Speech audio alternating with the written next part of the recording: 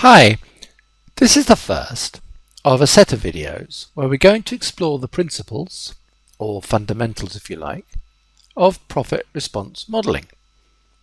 We're going to look in some detail at the concepts which drive the Promo Planner methodology, concepts which help us create better promotional resourcing plans and ultimately drive improved portfolio profit for our organisations.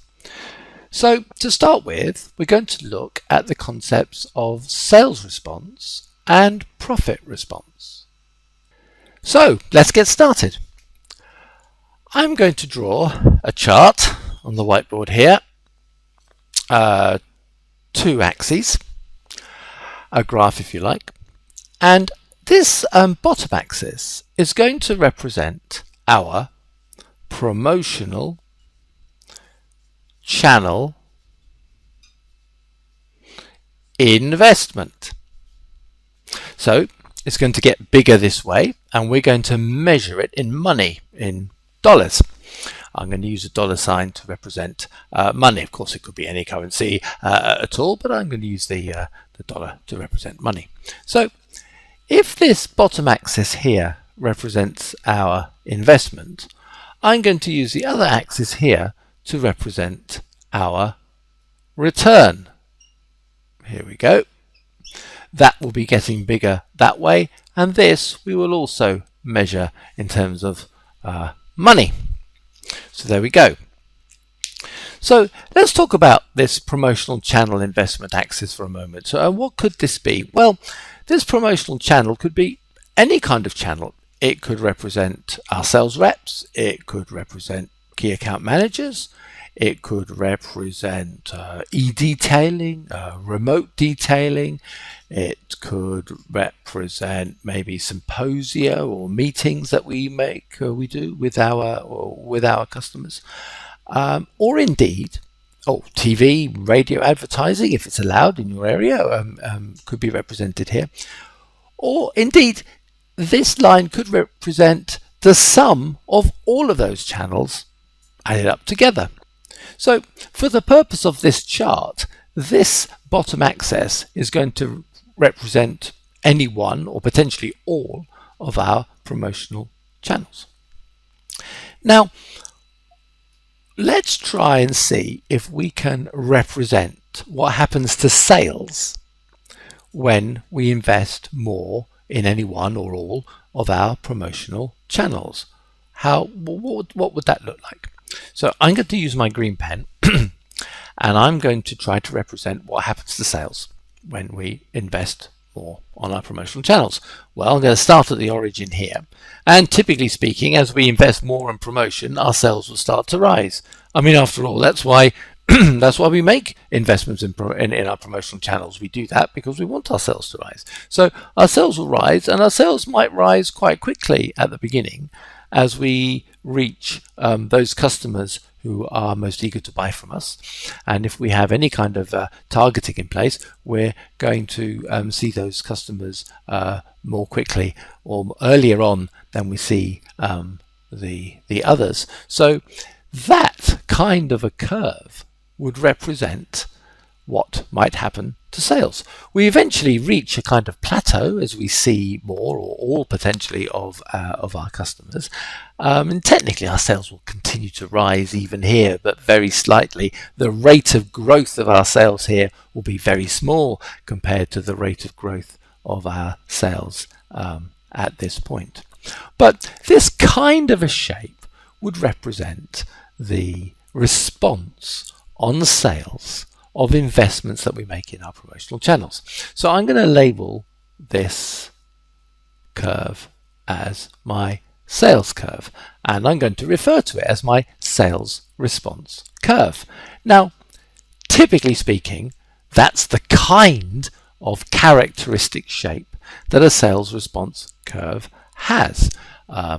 It could be The scale might be different. I haven't put a scale on either axis here because I'm trying to represent any or all of the products we might be promoting. But the scale might change. The steepness might change. So various elements of this curve might change for any one particular situation, one particular product, one particular market, or indeed a particular type of promotional investment channel. But typically speaking, a response curve will have that kind of a shape, particularly if there is some bit of targeting happening in your organization. If there was no targeting happening, then you would probably have not so much a curve, but more a kind of linear line, because we would be seeing our customers pretty much at random, so we would represent that with that kind of a line. But I'm not going to show that on my particular curve just yet. That will be for a further discussion. But typically speaking, this is what a sales response curve might look like.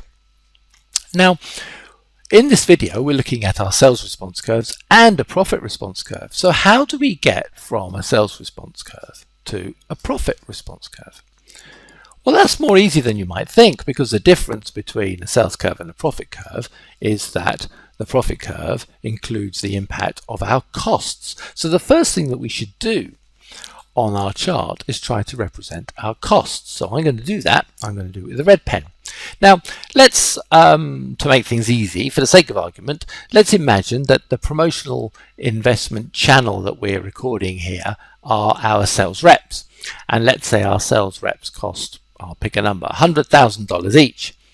Then that would mean 2 sales reps will cost $200,000, 3 will cost $300,000, and so on and so on. So as we add more investment, our investment increases. It's going to increase very linearly, and this is typical for most kinds of promotional channel investment, is that the more we add, the more it costs, and the line tends to be relatively straight.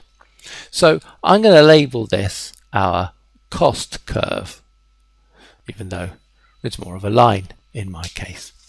So we have our sales and we now have our cost. So this is the cost of the investment that we're making. To create our profit curve, well, it's very simple. I just need to subtract one from the other. And I'm going to do that now on this chart. I'll do it with a black pen. So we'll start at the origin again, and our profit curve will look something like this. Profit curves always have this characteristic dome shape.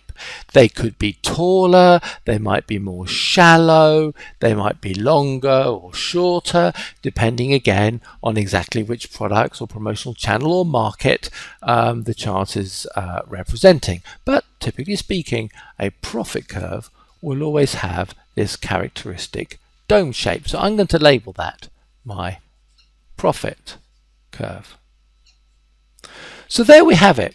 We've represented sales, we've represented the costs, and we've represented profit, and we've created essentially a sales response curve and a profit response curve. Now, because of this characteristic dome shape of our profit curve, we have some very useful properties. Any dome like this is going to have a peak, the highest point, and that is about here, let's say, on my chart here. And when we look at that peak of the profit curve, we can read off two numbers. We can read off, let me pick a blue pen for this, I think. We can read off the return that we would expect to receive at that point, and we can also read off the amount of promotional channel investment that would be required to achieve the profit at that point. So the peak of the profit curve is essentially showing us where we have optimized our promotional channel spend. And not only do we know where it's optimized, we know what that return might be. So this is the fundamental theory, if you like, behind all of profit response modeling. What we need to do with profit response modeling is to create our sales curves, understand our costs, and from the two of those create the profit curve. And we can do this for 1, 10, 20, all of the products in our portfolio, and we will end up with a whole set of different profit curves, and from that we can decide which are the products that we should be investing in order to maximize our profit. So this is it. This is the fundamental approach to sales response and profit response modeling.